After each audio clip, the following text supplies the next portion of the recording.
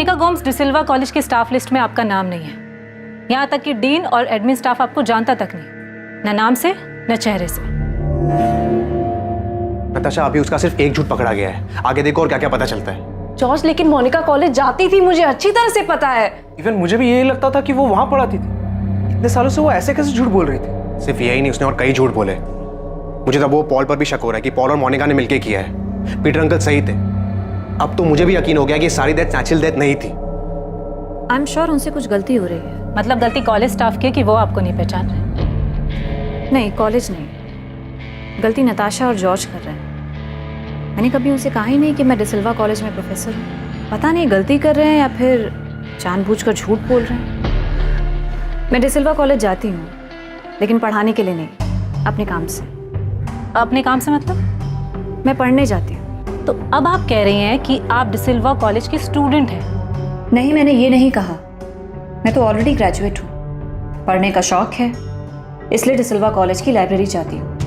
In fact वही नहीं, और भी लाइब्रेरीज जाती हूँ। तो मिस्टर पॉल, आप भी यही कह रहे हैं कि आपको पता नहीं था कि मोनिका डिसिल्वा कॉलेज में पढ़ाती है? एक्चुअली सर, मुझे लगता था कि वो वहाँ पढ़ाती है, लेकिन उसने सामने से कभी कहा नहीं कि वो उस कॉलेज में प्रोफेसर है। और जब मैंने पूछा तो उसने बताया कि वो वहाँ सिर्फ लाइब्रेरी में पढ़ने जाती है। वो सही बोल रही हैं। हमारे लाइब्रेरी मिसेस गायत्री कुंदनकर ने बताया कि मोनिका यहाँ लाइब्रेरी में रेगुलरली आती है।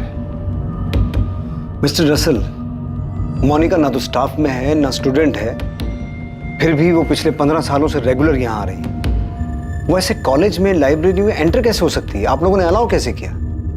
मैं खुद ये सुनकर हैरान हूँ इंस्पेक्टर। अजीब बात है, मतलब कैसे कोई ऐसे झूठ बोल सकता है कि वो यहाँ टीचर है, और क्यों, जबकि उसका इस कॉलेज से कोई लेना देना ही नहीं। क्यों? मोनिका ने क्यों झूठ बोला कि वो डिसिल्वा कॉलेज में केमिस्ट्री की प्रोफेसर है? इन्वेस्टिगेट कर रही टीम को यह समझ में नहीं आ रहा था कि मोनिका के इस तरह से झूठ बोलने का कारण क्या था। क्या इन्वेस्टिगेशन में इस क्यों का जवाब मिलने वाला था? इन 6 मौतों को अब मर्डर की तरह से देखा जाने लगा था। सर, मुझे तो यही लगता था कि वो यहाँ पर पढ़ाती है। काफी टाइम से मैंने उसका आईडी कार्ड भी नहीं चेक किया था। वो रेगुलरली यहाँ आती थी। अगर मुझे पता होता कि उसका इस कॉलेज से कोई लेना देना नहीं है, तो मैं उसे अंदर घुसने भी नहीं देती थी। आपने आखिरी बार उसका आईडी कब देखा था? सर, याद नहीं है, काफी पुरानी बात है। पर हाँ, मुझे इतना याद है कि उसके पास स्टाफ का एक आईडी कार्ड था।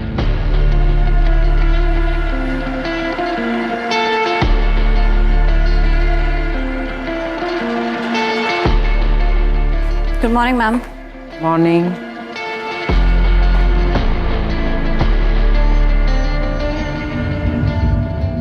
आपके पास उन किताबों की लिस्ट है जो उसने यहाँ से इशू करवाई हो और अपने घर लेके गई हो? वो कोई भी किताब अपने घर नहीं ले जाती थी। जो भी किताब पढ़ती थी वो यहीं पर पढ़ती थी। बल्कि मैंने उसे 1-2 बार कहा भी था, मोनिका, मैंने देखा है तुम किताबें यहीं पर बैठकर पढ़ती हो, घर क्यों नहीं ले जाती? आराम से पढ़ लिया करो ना। मैडम, मुझे कोई भी काम अधूरा छोड़ना पसंद नहीं है, इसलिए यहीं पे पढ़ लेती हूँ। और वैसे भी घर पे और भी बहुत सारे काम होते हैं। मुझे भी ये समझ में नहीं आ रहा है कि ये हो कैसे सकता है। वो लाइब्रेरी में आती है, यहाँ तक कि हमारी सिक्योरिटी भी नहीं रोकती उसे यहाँ आने के लिए। उन्हें भी ये लगता है कि वो यहाँ पढ़ाती है। साहब, वो मैडम तो मेरे यहाँ पे नौकरी लगने से पहले से आती हैं, सब जानते हैं उन्हें साहब। कभी आई कार्ड चेक किया तुमने उनका? साहब, जिन टीचर को रोज आते जाते देखते हैं, उनसे आईडी कार्ड कैसे मांगेंगे साहब?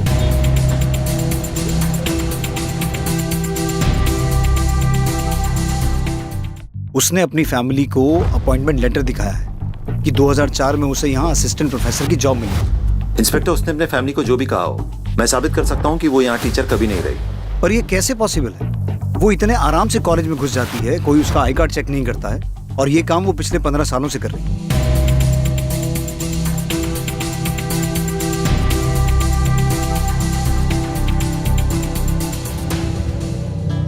अगर हम ये भी मान ले कि उसने आईडी कार्ड जाली बनवाया होगा और उसी के बेस पे सबने उसे टीचर मान लिया, तब भी आईडी कार्ड हर साल नए बनते हैं। उसने 15 साल कैसे मैनेज किया होगा? मिस्टर रसल, हमारे लिए ये जानना जरूरी है कि क्या मोनिका की पहुंच बैरामेक्सन तक हो सकती है या नहीं। लेकिन जब वो इतने सालों से आपके कॉलेज में, लाइब्रेरी में खुलेआम घूम सकती है, तो वो आपकी केमिस्ट्री लैब में भी जा सकती है, और वहां से बैरामेक्सिन लेकर लैब से, कॉलेज से बाहर भी जा सकती है। ये इम्पॉसिबल है इंस्पेक्टर।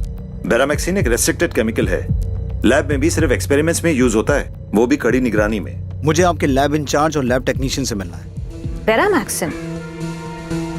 इसका नाम मैंने पहली बार तब सुना था जब फिलिप की डेथ हुई थी। पुलिस ने बताया था मुझे कि उसने बेरामैक्सिन लिया था और ये एक तरह का जहर होता है। आज तक इससे ज़्यादा मुझे बेरामैक्सिन के बारे में नहीं पता। सचमुच?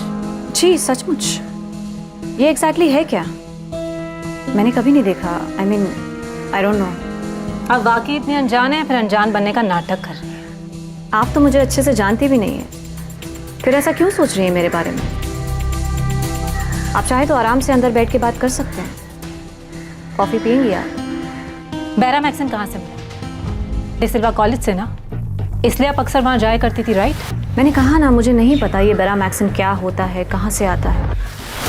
मुझे साइंस में इंटरेस्ट है, लेकिन सिर्फ लर्निंग के प्रोसेस से। वैसे ये बेरामैक्सिन होता क्या है? इंस्पेक्टर, ये हमारे लैब टेक्नीशियन हैं, दीपक मंदार, बीरेन चैटर्जी। ये दोनों 1999 से यहाँ काम कर रहे हैं। यहाँ स्टूडेंट्स जो केमिकल यूज़ करते हैं एक्सपेरिमेंट्स के लिए, आप उसके इंचार्ज हैं? Yes sir. सर हम बहुत सावधानी बरतते सर। बेरामैक्सिन जैसे रेस्ट्रिक्टेड केमिकल का तो बहुत ध्यान रखते हैं। सर हम सब चेक करते हैं, क्या एक्सपेरिमेंट है और कितनी मात्रा में केमिकल लगेगा सब। और सर जब हम लोग भी ड्यूटी से वापस घर जाते हैं तो सिक्योरिटी हमें भी चेक करते हैं। इंस्पेक्टर, मैं भी आपको यही बता रहा था कि ये पॉसिबल नहीं है।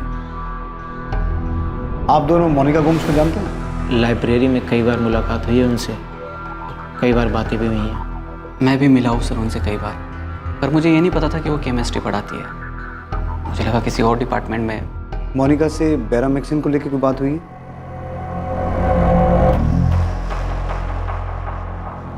लाइब्रेरी में कई बार बातचीत हुई, डिस्कशन भी हुआ, लेकिन केमिस्ट्री से जुड़ी किसी चीज़ पर कोई बातचीत नहीं हुई सर। सर स्पेस साइंस पे मेरी कई बार बात हुई थी, पर केमिस्ट्री पे कभी भी बात नहीं हुई। बेरामैक्सिन को लेकर पक्का कोई बात नहीं हुई? पक्का सर। मुझे आपकी इस लैब का 2004 से लेकर अब तक का पूरा डेटा चाहिए, खास तौर पर बेरामैक्सिन का। 2004 से अब तक कितना आया, किस किस एक्सपेरिमेंट में कितना यूज़ हुआ, पूरा रिकॉर्ड। आप दोनों के पास 3 घंटे का टाइम है। 3 घंटे में मुझे पूरा डेटा चाहिए।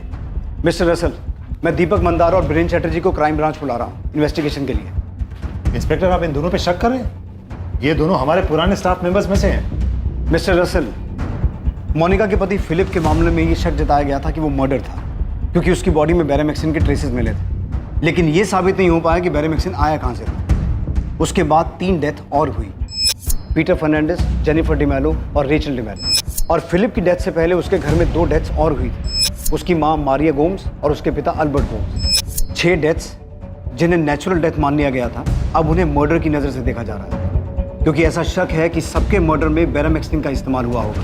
और इन सभी केसेस में हमारी प्राइम सस्पेक्ट मोनिका है। अब ये तो साबित हो चुका है कि मोनिका फर्जी तरीके से आपके कॉलेज में घुसी थी, और मुझे पूरा यकीन है कि मोनिका को बेरामैक्सिन आपकी कॉलेज से ही मिला है। अब या तो उसने आपके कॉलेज की लैब से चुराया है, या फिर उसे ये आपके किसी टेक्नीशियन से मिला है, जिसने अनजाने में या फिर किसी लालच में आकर जानबूझकर उसे दे दिया।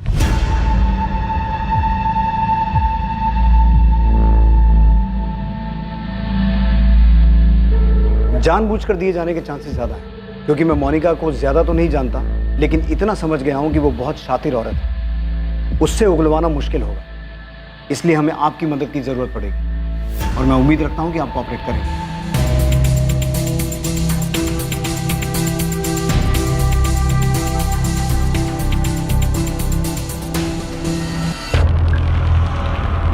भरत, डिसिल्वा कॉलेज की केमिस्ट्री लैब का डेटा चेक करने के लिए फौरन एक टीम बनाओ। सारा डेटा जल्द से जल्द एनालाइज करो। ठीक है सर, एक टीम बनाकर काम पे लगा देता हूँ। फिलहाल ये केस हमारे लिए सबसे अहम है, बाकी सभी केसेस साइड पे रखो। सर मैंने पॉल से भी बात की है, उसका कहना है कि उसे पता ही नहीं था कि मोनिका डिसिल्वा कॉलेज में प्रोफेसर है। झूठ बोल रहा है पॉल। उसकी 6 साल की बेटी और वाइफ भी मरी है। उससे हमें सिर्फ मोनिका के बारे में नहीं, बल्कि ये भी पूछताछ करनी है कि इस सब में उसका क्या रोल है।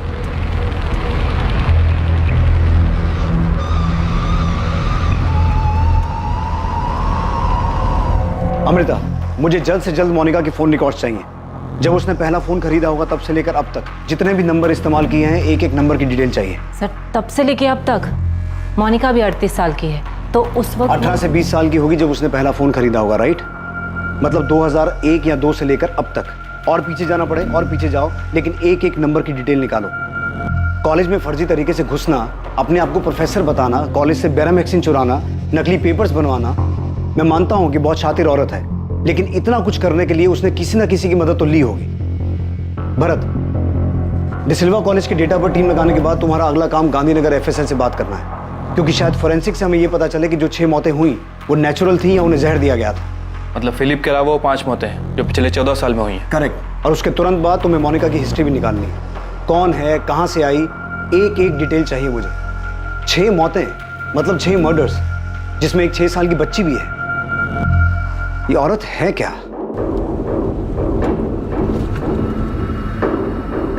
सर, अब मैं यकीन से कह सकता हूं कि जॉर्ज का मोनिका पे शक गलत नहीं है और पीटर फर्नांडिस का शक भी सही था। उसने बहुत कोशिश की, लेकिन शायद हमारी टीम से कहीं ना कहीं चूक हो गई, वरना जेनिफर डिमेलो और रेचल डिमेलो को बचाया जा सकता था। अब सर उन्हें बचा तो नहीं पाए, लेकिन न्याय तो दिलवा सकते हैं। और सर उसके लिए हमें Maria Gomes, Albert Gomes, Peter Fernandes, Jennifer D'Mello और रेचल डिमेलो की बॉडी को ग्रेव से बाहर निकालना होगा। तुम्हें लगता है एफएसएल को इन डेड बॉडी से कुछ हाथ लगेगा? क्योंकि आखिरी बॉडी 4 साल पहले और पहली 14 साल पहले दफनाई गई थी। सर, मैं यकीन से कह सकता हूं कि उन 6 लोगों की डेथ नेचुरल डेथ नहीं थी, बल्कि मर्डर्स है। मैं जानता हूं ये काफी चैलेंजिंग होगा, लेकिन फिर भी लेट्स डू इट। तुम गड़े मुर्दे उखाड़ते और हम उस मुर्दे में जो कुछ बचा हुआ होता है उससे उसका पूरा इतिहास निकालें। डेड बॉडी निकालने की परमिशन के बाद मुझे बॉडीज निकालते वक्त आपकी टीम की जरूरत पड़ेगी। इन्फॉर्म कर देना, मेरी टीम वहां पहुंच जाएगी। मैं इस केस के ऊपर अभी मेरा काम शुरू कर देता हूं। ये केस बहुत इंटरेस्टिंग होने वाला है। भावेश, मैंने तुम्हें एक नंबर भेजा है, जरा उसका पता लगाओ। ये एक नंबर है जो काफी टाइम से एक्टिव है। मैं जानती हूँ भावेश कि ये काम आसान नहीं है, लेकिन क्या करें, ये केस भी आर्कियोलॉजी के एक्सपेक्टेशन से कम नहीं है। अमृता जी, आप इस नंबर का 2003 से रिकॉर्ड मांग रहे हैं। ऊपर से इस नंबर पे जिससे बात हुई है उनका भी उतने साल पुराना रिकॉर्ड, और सर्वर में इतना डाटा मेंटेन थोड़ी होता है। अच्छा, जितना निकलता है उतना तो भेजो। डेड बॉडीज को खोद कर बाहर निकालने के लिए हमें मजिस्ट्रेट का ऑर्डर लगेगा। मैं आज ही लेटर भेजता हूँ। जितनी जल्दी परमिशन मिलेगी उतना अच्छा है। मैं चर्च अथॉरिटी से बात करता हूँ, अगर वहाँ से भी किसी तरह की परमिशन की ज़रूरत है तो ले लेता हूँ। पर साथ साथ तुम्हें ये भी पता करना होगा कि मोनिका को बैरामैक्सिन मिला कहाँ से, क्योंकि अगर 14 साल पुरानी डेड बॉडी से कुछ नहीं मिला तो हमें बैरामैक्सिन के सोर्स को ही ट्रैक करना होगा।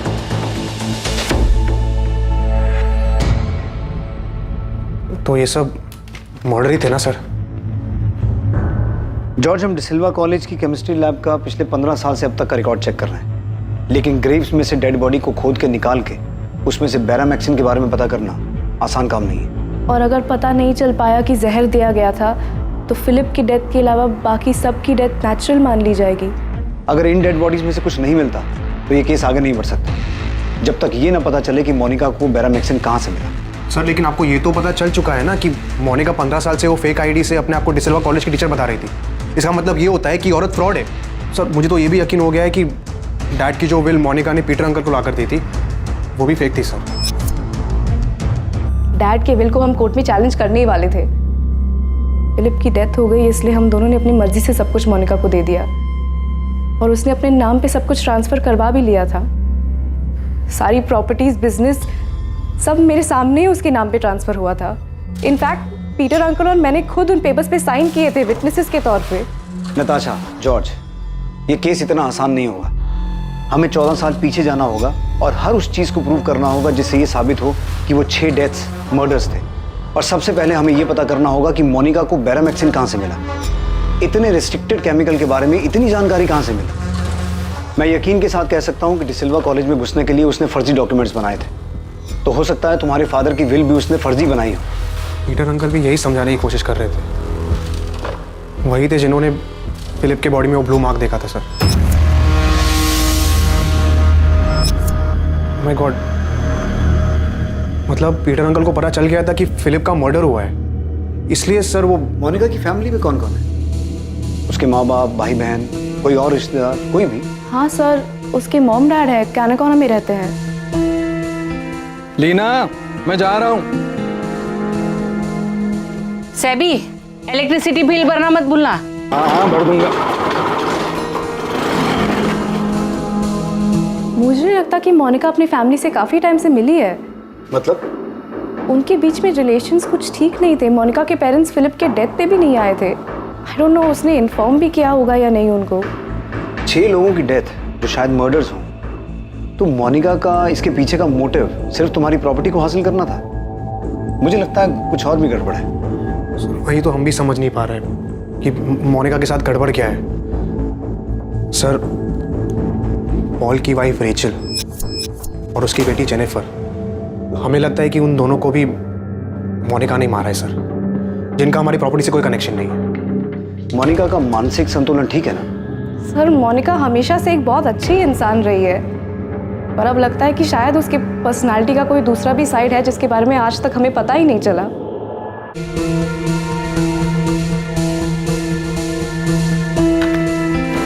क्या हुआ पॉल?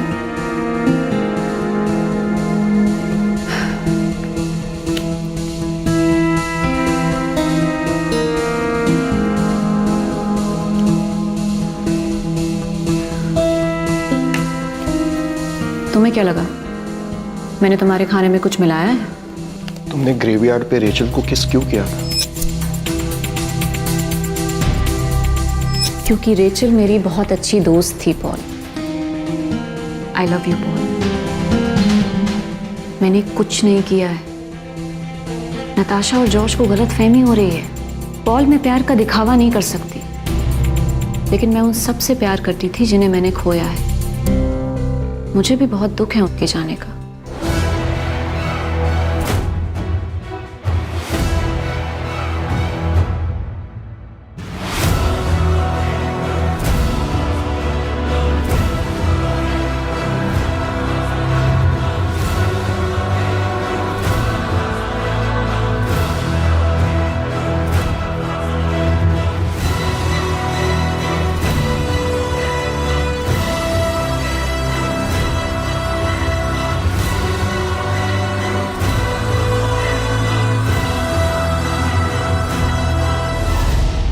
क्राइम ब्रांच की स्पेशल टीम डिसिल्वा कॉलेज की केमिस्ट्री लैब का 2004 से अब तक का डेटा बहुत बारीकी से जांच रही थी कि बेरामैक्सिन कब कितनी मात्रा में आया और कहां-कहां इस्तेमाल हुआ।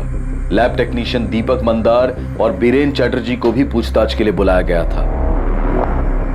इसी दौरान मारिया गोम्स, एल्बर्ट गोम्स, फिलिप गोम्स और पीटर फर्नांडिस के अवशेष जांच के लिए ग्रेव्स खोदकर बाहर निकालने की परमिशन भी मिल गई और जेनिफर डिमेलो और रेचल डिमेलो के भी ग्रेव्स को खोदकर उनके अवशेष बाहर निकालने की अनुमति मिल गई।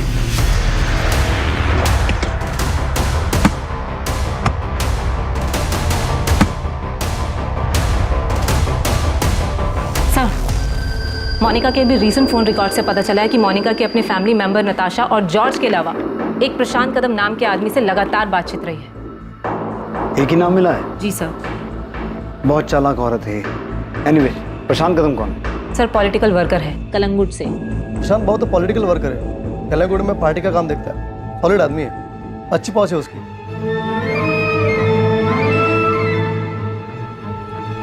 ऐसा कोई बड़ा पॉलिटिशियन नहीं है, पर एरिया में धाक है उसकी। पर मैम, ये मोनिका का प्रशांत कदम से क्या कनेक्शन हो सकता है? गणेश, ये तुम मुझसे मत पूछो, खोद कर निकालो और मुझे बताओ कि क्या मामला है। ये 6 के 6 डेथ मर्डर्स लग रहे हैं। फिलिप के केस में तो तुम चूक गए थे, पर इस बार कोई गलती नहीं होनी चाहिए। सर, खबरी गणेश ने कलंगुट में अपने नेटवर्क से पता लगाया है कि मोनिका अपने फैमिली बिजनेस के सिलसिले में अक्सर प्रशांत कदम से मिलती रही है और उसके अलावा भी मिलती रही है। अलावा भी मतलब?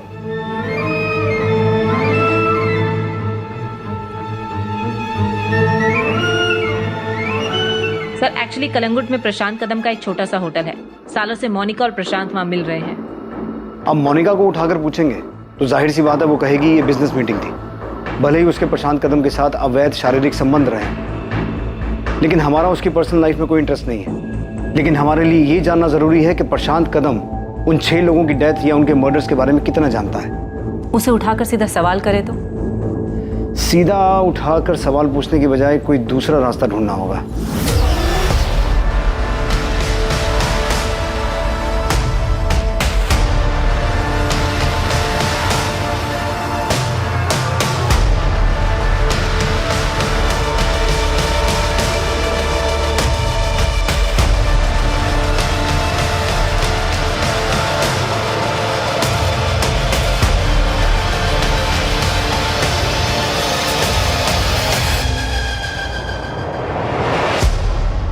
सिर्फ फिलिप गोम्स की मौत के बाद पोस्टमार्टम हुआ था और उसकी बॉडी से बेरामैक्सिन के ट्रेसेस पाए गए थे। लेकिन बाकी 5 मौतों में किसी का भी पोस्टमार्टम नहीं हुआ था क्योंकि उनकी मौत को नेचुरल बताया गया था। अब उन बॉडीज को बाहर निकाला गया था, उनके अवशेषों की जांच होने वाली थी।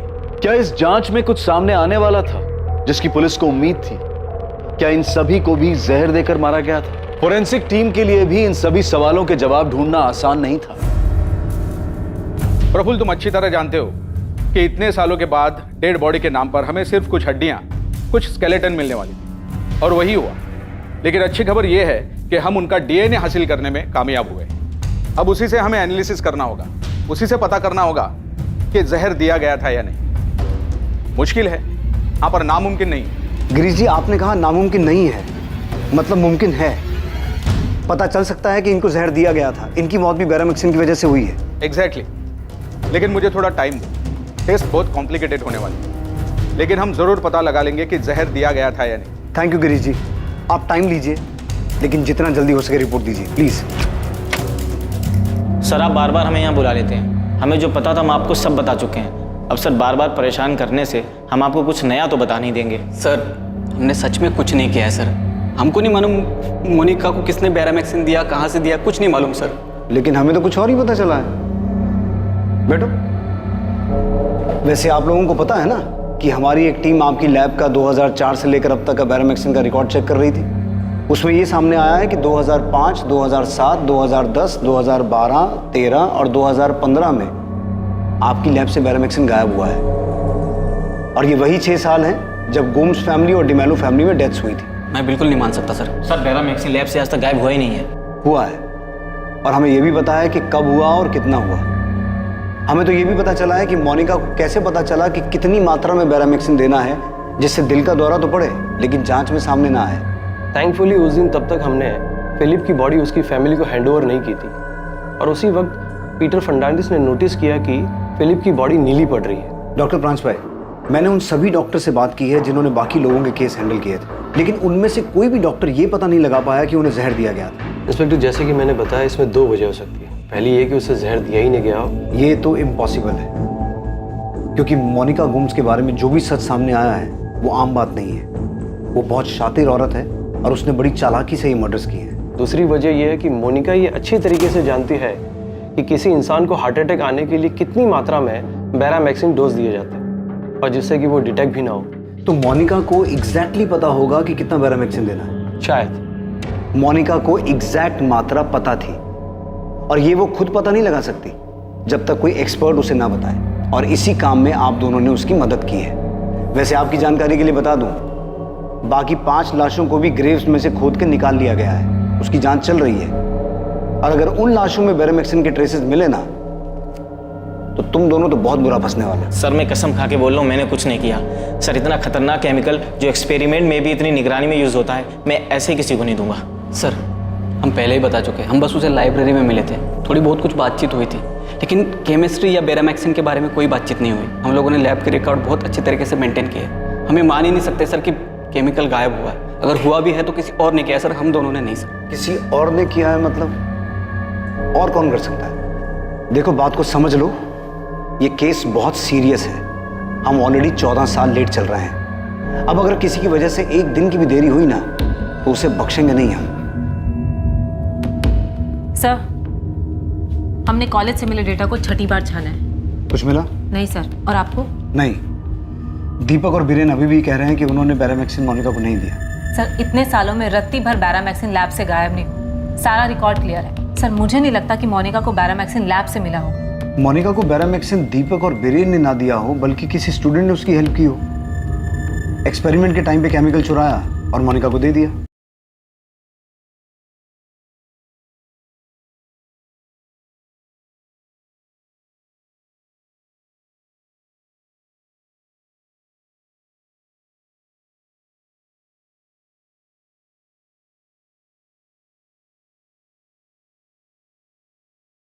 इंस्पेक्टर, स्टूडेंट्स को कोई भी केमिकल लैब से बाहर ले जाने की इजाजत नहीं है। वो उन्हें वहीं एक्सपेरिमेंट में यूज करने को मिलता है और वहीं खत्म करना पड़ता है। लेकिन जब मोनिका आपके कॉलेज में घुस सकती है, सबको बेवकूफ़ बना सकती है कि वो वहाँ पढ़ाती है, तो हो सकता है कि उसने किसी स्टूडेंट को बेवकूफ़ बनाया हो, उसे यूज़ किया हो। इंस्पेक्टर, सिर्फ इसलिए कि हमसे एक गलती हो गई कि वो यहाँ टीचर बन के आती रही और हम पकड़ नहीं पाए, इसका मतलब ये नहीं कि आप हमारे सारे स्टाफ पर शक करेंगे। और जब आपको हमारे स्टाफ से कुछ नहीं मिला तो आप हमारे स्टूडेंट पर शक करने लगे।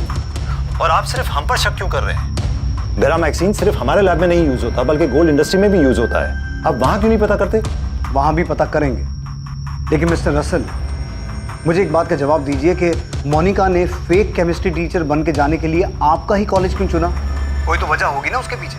आप उन सभी ईयर्स के स्टूडेंट्स को चेक कीजिए जिन सालों में ये डेथ्स हुई हैं। मैं यकीन के साथ कह सकता हूँ कि मोनिका आपके कॉलेज किसी खास मकसद से आई थी। ओके। Amrita, yes sir. हमें फोरेंसिक से सभी डिटेल्स मिल जाएंगी। अगर ये पता चलता है कि इन सबको जहर दिया गया था तो ये सभी नेचुरल डेथ के केसेस मर्डर केसेस में तब्दील हो जाएंगे। लेकिन मर्डर को साबित करने के लिए, अपराधी तक पहुंचने के लिए हमें हर हाल में ये पता लगाना होगा कि बेरामेक्सिन आया कहाँ से। सर प्रशांत कदम को उठाए, उससे पूछताछ करें। उठाते हैं प्रशांत को। भरत कहाँ है? सर वो मोनिका के मम्मी पापा से मिलने कैना कोना गया। मुझे कैना कोना में मोनिका के पेरेंट्स के घर का एड्रेस मिल गया है। मैं थोड़ी देर में वहाँ पहुँच जाऊँगा। खबरी गणेश ने मेरी मधुकर सावंत से बात करवाई है। वो मोनिका और उसकी फैमिली को बचपन से जानता है। थोड़ी देर में उनसे बात करने वाला हूँ। गुड, मुझे यही पता करना था। भरत, पहले मधुकर से बात करो। फिलहाल मोनिका के माँ बाप से कुछ पूछताछ मत करना, वरना मोनिका अलर्ट हो जाएगी। मम्मा। यस बेटा। नताशा आंटी और जॉर्ज अंकल कह रहे थे कि बेटा उनकी बातों पर ध्यान मत दो, उनकी बातों का कोई मतलब नहीं। पर मम्मी वो पापा के बारे में बात कर रहे थे। जेम्स, वो दोनों बहुत परेशान है बेटा। तुम टेंशन मत लो, मैं उनसे बात करती हूँ, उनकी परेशानी दूर कर दूँगी।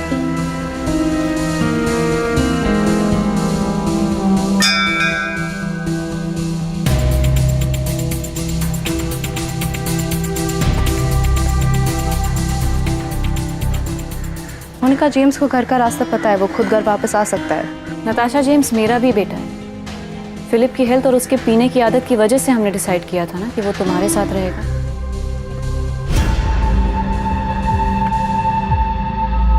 नताशा, तुम और जॉर्ज जो कर रहे हो ना मेरे साथ, वो ठीक नहीं है। और जो तुमने किया वो सही था। इतने सालों तक तुम झूठ बोलती आ रही हो कि तुम कॉलेज में प्रोफेसर हो। क्यों?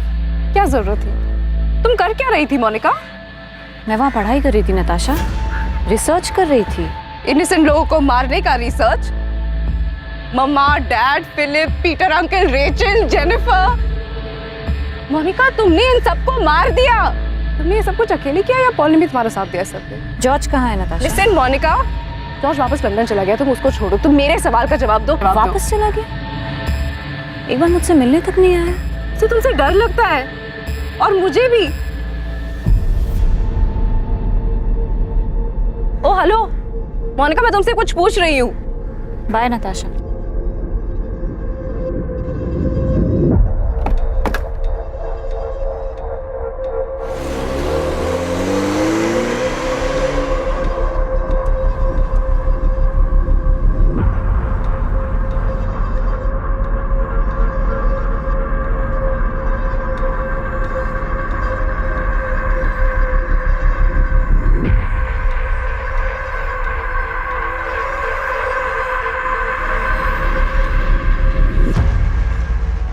हाँ, जानता हूँ मोनिका, कई साल से जानता हूँ। तो चलो फिर तुमसे कुछ पूछताछ कर लेते हैं। किस बारे में? काफ़ी टच में हो मोनिका, तो जानते ही होगे किस बारे में बात करनी। वैसे तुम्हारे पार्टी प्रमुख से बात हो गई। अगर इस सब में तुम्हारा कोई हाथ है तो हम तुम्हें अरेस्ट कर सकते हैं। चलो। प्रशांत कदम बहुत कुछ जानता था। इस मामले में उसकी भूमिका होने के भी काफी आसार थे, पर बावजूद इस सब के उसे तोड़ना पुलिस के लिए आसान नहीं था। दूसरी तरफ कैनाकोना में पुलिस मधुकर सावंत से मोनिका के अतीत के बारे में बहुत कुछ सनसनीखेज जानने वाली थी। आइए मधुकर।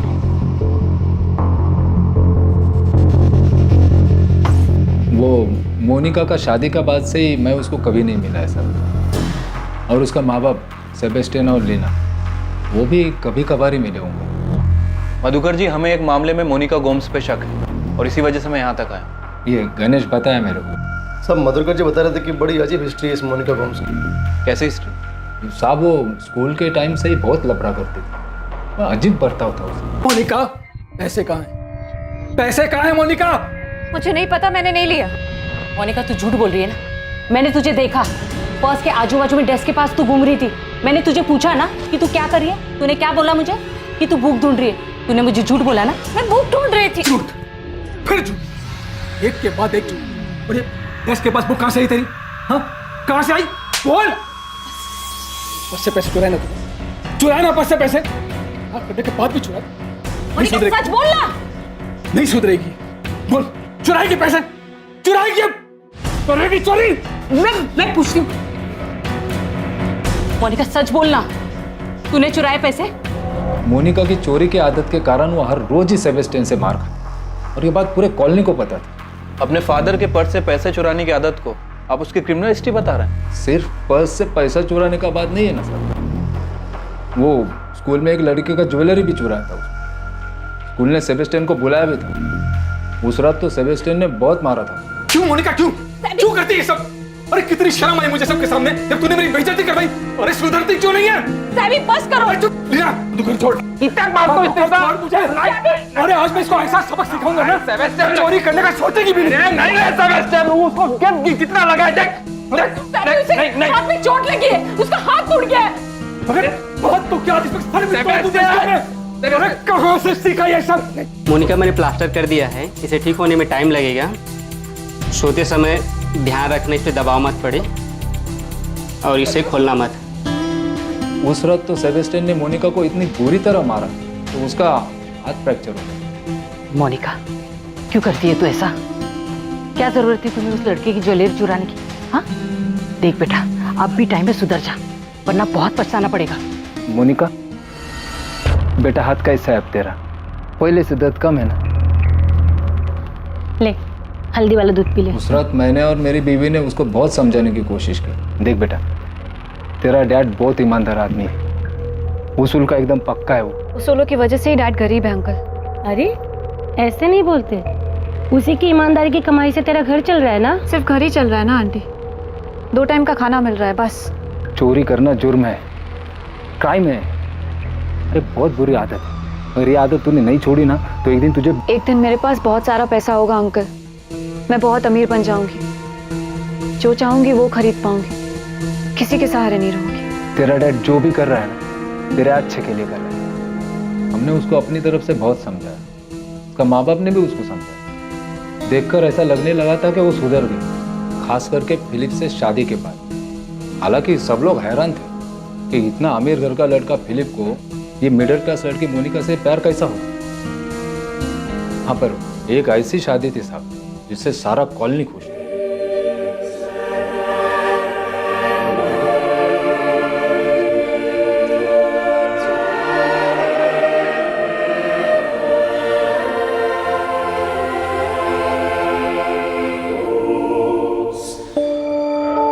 मोनिका के माँ बाप ही नहीं बल्कि आपकी कॉलोनी उसकी शादी से खुश थी। मधुकर जी, हमें पता चला है कि मोनिका काफी टाइम से अपने पेरेंट्स से मिलने नहीं गई और उसके पेरेंट्स भी काफी समय से मोनिका से मिलने नहीं आए, यहाँ तक कि फिलिप्स गोम्स की मौत हो जाने के बाद भी नहीं। ऐसा क्यों? इस बारे में मैं ज्यादा नहीं जानता है सर। हाँ, पर सेबेस्टियन ने अपनी लाइफ में कुछ चीजों को स्वीकार कर लिया था। देखना नहीं चाहती मतलब? मैं कुछ समझा नहीं। वो मुझसे और लीना से मिलना ही नहीं चाहती। उसे अब अपनी जिंदगी में हमारी कोई जरूरत नहीं। मरे और कितना? पता नहीं, मुझे लगता था फिलिप से शादी के बाद वो बदल जाएगी, ठीक हो जाएगी, पर ऐसा कुछ नहीं हुआ। वो जैसी थी वैसे ही है। मेरी इकलौती बेटी, इकलौती औलाद अपने माँ बाप की शक्ल तक देखना नहीं चाहती। सेबेस्टियन ने कभी नहीं बताया कि मोनिका ने उनसे नाता क्यों तोड़ा। देखिए मधुकर जी, आप मोनिका और उसकी फैमिली को बचपन से जानते हैं। मैं आपसे सीधा एक सवाल पूछता हूँ, कुछ छुपाइएगा। मधुकर जी, क्या यह पॉसिबल है कि सेबेस्टियन और लीना को पता था कि उनकी बेटी मोनिका ने अपने ससुराल वालों को जहर देके मारा? मधुकर जी, मोनिका के पति के केस में साफ हुआ है कि उसकी बॉडी में जहर था। अभी साहब, मेरे को सेबेस्टियन, लीना और मोनिका के बारे में जितना भी मालूम था ना, मैंने आपको बता दिया। अब ये सेबेस्टियन और लीना उसके बारे में क्या जानता है क्या नहीं जानता है, वो मेरे को नहीं मालूम।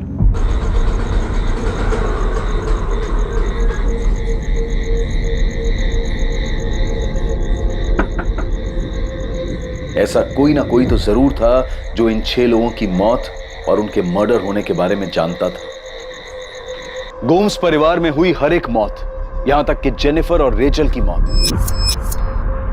इस सब के बारे में कोई तो था जिसे जानकारी थी। 14 सालों तक स्वाभाविक मौत के नाम पर छुपी इन 6 रहस्यमयी हत्याओं में से एक शातिर षड्यंत्र की बू आ रही थी और इस षड्यंत्र की जानकारी एक नहीं बल्कि कई लोगों को थी। बैरामैक्सिन? ये क्या होता है, मेरे को तो मालूम ही नहीं। तू मोनिका को 2003 से जानता है ना, जब वो शादी करके आई थी। मैं मोनिका से पहली बार अपनी केलंगूट वाली शॉप में मिला था, तब से ही दोस्ती है। दोस्ती से ज्यादा ही है। तुमने जो पता किया है वो सच है। हम दोनों का फिजिकल रिलेशन है, वो उसकी भी जरूरत है और मेरी भी, तो चल रहा है। पर उसने अपनी फैमिली में किसी का मर्डर किया है, ये बात मैं नहीं मान सकता। उसका अच्छा दोस्त है ना तू, तो ये भी जानता होगा कि मोनिका फर्जी आईडी बनाकर डिसिल्वा कॉलेज में केमिस्ट्री टीचर बनके घूम रही है। मेरे को इतना मालूम है कि उसे पढ़ने का शौक है। अब वो वहां स्टूडेंट है या टीचर, ये मालूम नहीं। प्रशांत कदम, मोनिका अकेले इतनी बड़ी धोखाधड़ी और 6 मर्डर्स नहीं कर सकती। तो आपको क्या लगता है मैंने उसकी मदद की है? मैंने अपने एरिया केलंगूट में छोटे मोटे झगड़े किए हैं, बल्कि अब तो वो सब भी छोड़ दिए। मर्डर तो बहुत दूर की बात है। मेरे को इलेक्शन लड़ना है, नेता बनना है, मैं काहे को ये बेकार के झगड़ों में पड़ूंगा। दोस्त, नेतागिरी तो तू भूल जा, क्योंकि तू नहीं बताएगा तो भी हम पता तो करेंगे और तुझे तेरी असली जगह पर पहुंचाएंगे। जब मेरा कोई इन्वॉल्वमेंट ही नहीं है इसमें, तो मैं क्यों डरूं? करो आपको जो करना है। प्रशांत से हर दिन पूछताछ हो रही थी। पुलिस के सवाल उसका पीछा नहीं छोड़ रहे थे। हर दिन उसे पूछताछ के लिए पुलिस स्टेशन बुलाया जाता था। अलग अलग पुलिस वाले अलग अलग तरीके से उससे पूछताछ करते थे। आखिरकार प्रशांत कदम के टूटने के संकेत मिलने लगे थे। यकीनन प्रशांत कदम के पास पुलिस को देने के लिए ढेरों जानकारियां थी, पर वो पुलिस के सामने घुटने नहीं टेक रहा था। दूसरी तरफ पुलिस लगातार मोनिका पर नजर बनाए हुए थी। पुलिस ने मोनिका पर 24 घंटे निगरानी रखी थी।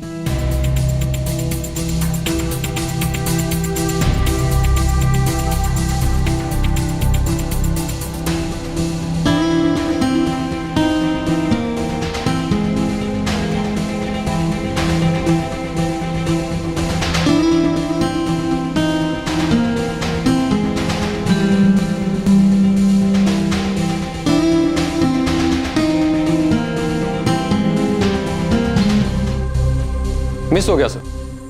जब तक मैं वहां पहुंचता उससे पहले किसी और ने पीसीओ इस्तेमाल कर लिया था, इसलिए सर रीडायल करने का कोई मतलब नहीं बनता था। लेकिन शरद, ये तो कंफर्म है ना कि मोनिका ने वहां से किसी को फोन किया और उसकी बात भी हुई? हाँ सर, पूरे 2 मिनट तक बात हुई।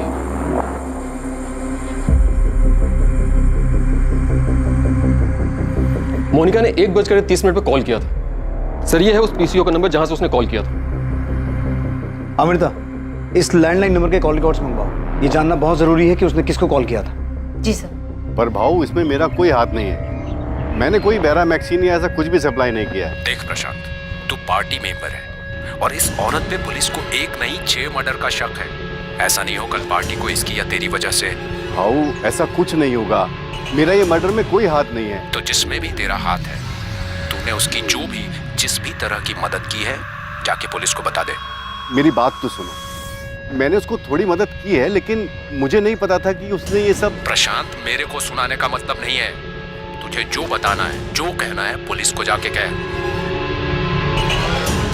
पुलिस के लिए ये एक बड़ी सफलता होने वाली थी कि प्रशांत बयान देने और सच बताने के लिए तैयार हो गया था। वो जुर्म जिसकी शुरुआत 14 साल पहले हुई थी, अब अपने असली चेहरे के साथ सामने आने वाला था। अब एक बड़ा खुलासा होने जा रहा था। एक ऐसी कड़ी, एक ऐसी समानता सामने आने वाली थी जो 14 सालों तक सबकी नजरों से बची रही थी। इन सभी 6 मौतों में एक समानता थी जो फिलिप गोम्स के केस के अलावा सभी केसेस में छूट गई थी। इंस्पेक्टर प्रफुल्ल, जिस रिपोर्ट का तुम्हें बेसब्री से इंतजार था वो मेरे सामने मेरे टेबल पर है। फिलिप गोम्स का एनालिसिस पोस्टमार्टम के चलते तुम्हारे पास पहले से ही है। बाकी 5 लोगों की मौत जिस प्रकार हुई थी, वो अगर मैं तुम्हें बताऊंगा तो तुम चौंक जाओगे। सबको जहर दिया गया था? हाँ, एनालिसिस के मुताबिक उन सभी को फिलिप गोम्स की तरह बैरामैक्सिन दिया गया। Maria Gomes, Albert Gomes, Peter Fernandes, 6 साल की बच्ची जेनिफर और उसकी माँ रेचल डिमेल, इन सभी को बैरामैक्सिन दिया गया था, जिसकी वजह से उन्हें हार्ट अटैक आया, जिसकी मात्रा इतनी कम थी कि डॉक्टर भी उसे पहचान नहीं पाए और उन्हें डेड डिक्लेयर कर दिया। और इस तरह सारे मर्डर्स एक नेचुरल डेथ बन गए। 6 मासूम लोगों की हत्या जो 14 साल तक स्वाभाविक मौत मानी जाती रही, दरअसल ये मौत स्वाभाविक नहीं, क्रूर हत्याएं थीं। 2010 में फिलिप गोम्स की मौत पर शक सबसे पहले गहराया था, पर अनदेखी और लापरवाही के कारण ये हत्या आत्महत्या के नाम पर दर्ज की गई और फाइल बंद कर दी गई। जो सच 14 साल जमीन में दफन रहा, वो आज बाहर आकर न्याय की गुहार लगा रहा है। एक नहीं, 6 निर्मम हत्याओं की कहानी कह रहा है। ये साबित हो चुका है कि 6 लोगों की डेथ नेचुरल नहीं बल्कि मर्डर्स थे। इन 6 लोगों को मारने के लिए जिस बैरामैक्सिन का यूज हुआ, क्या आपको उसकी जानकारी मिल चुकी है कि वो कहाँ से आया था? अभी तक तो नहीं मैम, लेकिन जल्दी पता चल जाएगा। मोनिका जिस कॉलेज में प्रोफेसर बनकर जाती, देखिए मैं बता चुका हूँ कि अभी सिर्फ ये साबित हुआ है कि 6 लोगों के मर्डर्स किए गए। क्यों हुए, किसने किए, कैसे किए, ये सब पता लगाना अभी बाकी है। हमारे पास कुछ लीड्स हैं, लेकिन फिलहाल वो लीड्स आपके सामने नहीं रख सकते। प्रशांत कदम, तेरा खेल और पॉलिटिकल करियर दोनों खत्म। सजा कम करवाने का एक मौका दे रहा हूँ। हमें पता तो चल चुका है कि मोनिका का इन मर्डर्स में साथ तू नहीं दिया था, बैरामैक्सिन तू न ला के दिया था। साहब, मैंने उसकी मदद नहीं की। मुझे तो सुनकर खुद शौक लगा था कि उसने 6 लोगों को मारा है। सच्ची बोल रहा हूँ साहब, मेरे को आइडिया नहीं था कि उसने किसी को मारा है। हेलो, कौन बोल रहा है? फोन तुमने किया है, तुम बताओ कौन बोल रही हो? असिस्टेंट सब इंस्पेक्टर अमृता बोल रही हूँ। 6 दिन पहले मोनिका गोम्स ने तुझे पीसीओ से कॉल किया था ना? 1 सेकंड पहले तो तू बहुत फैल रहा था, ये अचानक तेरी बोलती क्यों बंद हो गई? मोनिका गोम्स को जानते हैं? जी जानता हूँ मैं उसे। नाम क्या है तेरा? लॉरेंस। खाली लॉरेंस, आगे पीछे कुछ नहीं है? Kevin Lawrence. केविन, तू मोनिका गोम्स को कैसे जानता?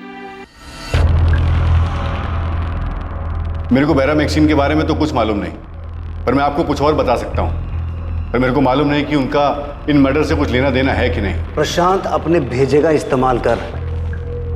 मोनिका नहीं बोल रही है तो तू बोल, तेरे पास मौका है। जो जानता है बक दे, वरना दोस्त इतना तोड़ेंगे ना, तुझे बोलना तो पड़ेगा। तो 24 घंटे हमारी निगरानी में, इसलिए भागने की सोचना भी मत। तेरे लिए यही अच्छा होगा कि तू खुद दोना पोला क्राइम ब्रांच में आके रिपोर्ट कर, वरना हम तुझे उठा लेंगे, समझा?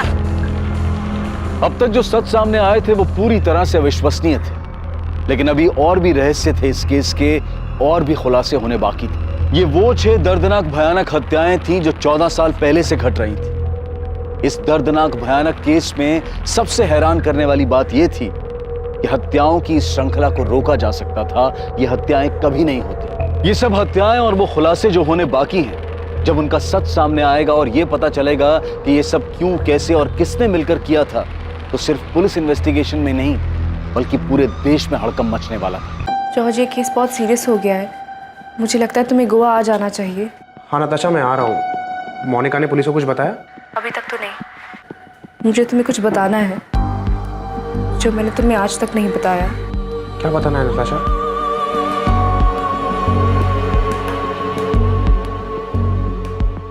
ये षड्यंत्र कैसे रचा गया, कैसे अपने अंजाम तक पहुंचा और कौन कौन इस साजिश में लिप्त थे, ये हम देखेंगे कल रात 10:30 बजे इस श्रृंखला के आखिरी अध्याय में। जय